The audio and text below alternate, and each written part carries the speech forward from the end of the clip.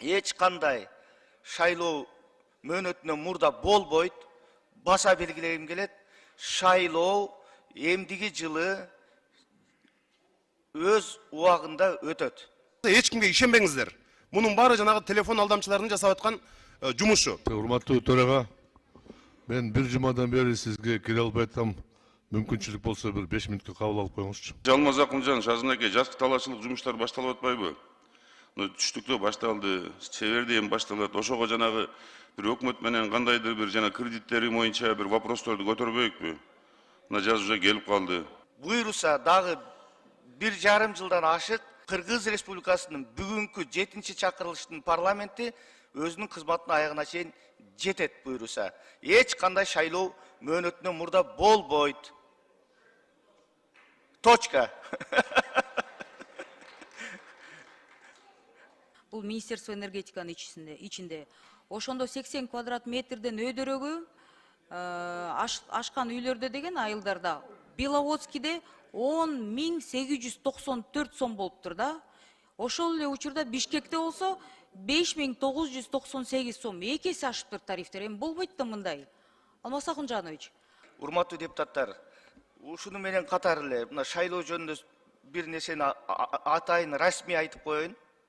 Биз кийинки шайлоо системасын өзгөртүп атабыз. Жаңы мыйзам долбоору сунушталып жатат. Бир катар биздин депутаттар бул мыйзам долбоорун иштеп чыкты. Мамлекет башчыбыз урматтуу президентибиз менен да макулдаштык. Элге татыктуу, жарашыктуу мыйзамды кабыл алабыз деп мен үмүттөнөм.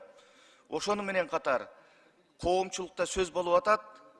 Күзүндө шайлоо болот экен, парламент мөөнөтүнөн мурда кезексиз тарайт экен деген бунун бардыгы куру бекер сөз. Эч кандай шайлоо мөөнөтүнөн мурда болбойт. Баса белгилегим келет. Шайлоо эмдиги жылы өз убагында өтөт. Бир күн дагы, бир ай дагы мурун болбойт. Өз кезегинде болот. Парламенттик шайлоодагы, президенттик шайлоодагы өз маалында өтөт. Ошон үчүн коомчулукка расмий түрдө кайрылып коеюн. Ушундай коомчулукту мындай ар кандай удургуга салгандын зарылчылдыгы жок. Бардыгы пландаштырылган, сүйлөшүлгөн, коомубуз, мамлекетибиз бүгүнкү система менен өсүп атат, өнүгүп атат. Андыктан биз ушуну камсыз кылышыбыз керек. Буйруса дагы 1,5 жылдан ашык Кыргыз эл үчүн, Кыргыз мамлекети үчүн Кыргыз Республикасынын бүгүнкү 7-чи чакырылыштын парламенти өзүнүн кызматына аягына чейин жетет буйруса. Эч кандай шайлоо мөөнөтүнөн мурда болбойт. Точка.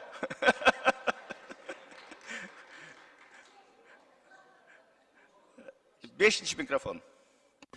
Чоң рахмат, урматтуу Нурланбек Тургунбек уулу. Мен ушул элге дагы, анан биздин кесиптештерге баарына бир кайрылуулук коюн дедим эле. Ол биздин бир топ абройлуу депутаттарыбыздын атынан, мына Чолпон Алыевнанын, Улан Примовдун, министрлер кабинетинин мүчөсү Бакыт Төрөбаевдин атынан депутаттарга, анын ичинде ишкерлерге бүт жанагындай телефонунан сүрөттөрүн коюп алып СМСтер барып атыптыр. Каражат маселеси боюнча, ишкердик боюнча, ар кандай келишимдер боюнча, мына ошону мен бүт элге, журтка кайрылат элем. Ошондой маселелер болсо эч кимге ишенбеңиздер. Мунун баары жанагы телефон алдамчыларынын жасап аткан жумушу. Ошону Алмаз Акынжанович, чечиштүү министрликтерге тапшырма берип, ушуга жанагы иш алып барууну күчөтсөңүздөр. Мунун бардыгы жалган болуп атпайбы? Эми карапайым эл жанагы ишенип каражат которуп жибергендер болушу мүмкүн. Ушуну алдын алышыбыз керек деп ойлойм. Рахмат. Рахмат. 5-чи микрофон. Рахмат, Масалиев, бүтүн Кыргызстан фракция. Урматтуу төрага, мен бир жумадан бери сизге кире албай атам. Мүмкүнчүлүк болсо бир 5 мүнөткө кабыл алып коюңузчу. Мен күндө келип, сиздер менен залды аралап учурашып жүрөм. Анан мага кире албайм деген сөз таптакыр түшүнүксүз. Учурашып, ушул жерде ал жайды сурашып эле жүрбөйбүз. Чүй областынын Беловодский айылынын тургундары кайрылып атат да, Московский райондон чөө. Мындай болуп калыптыр да, Бүгүнкү күндө департаменттек энерго тарифтерди тактайт да. Бул Министерство энергетиканын ичинде.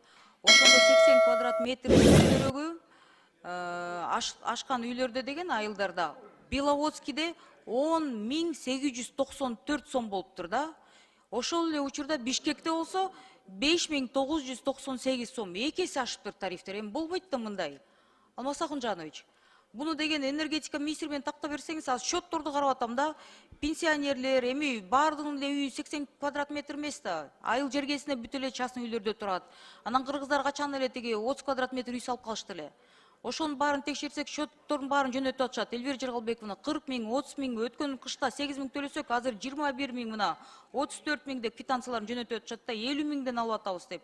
Бул жагы туура эмес болуп калды. Анчалык баары кымбаттап аткан учурда мен ойлойт элем да, ушул жагын энергетика министрлиги өздөгүндөгү жанагы ичиндеги потеряларды жокко чыгартып, анан ичиндеги ызычуулар токтоп туруп, анан ушул жакка көңүл бурса болот эле да. Чүйдүн тегерегинде жашаган адамдарга аябай кыйын болуп калды. Эки эсе кымбаттаган тарифтер, анан счетуңар канча болду десем, 500% кымбаттаптыр да. Аябай туура эмес. Бул деген көрөсүздөр го, кийин бир унчукпаган, эки унчукпаган анан ызычуу болуп кетсе, аягында кайра депутаттар унчуккан жоксуңар дебегиле да. Биз айтып атабыз. Экинчи, Алмаз Акунжанович, азырынакей жазгы талаачылык жумуштар башталып атпайбы? Түштүктө башталды, Северде эми башталат. Ошого жанагы bir өкмөт менен кандайдыр бир жана кредиттери боюнча бир вопросторду көтөрбөйүкпү? Мына жаз уже келип калды.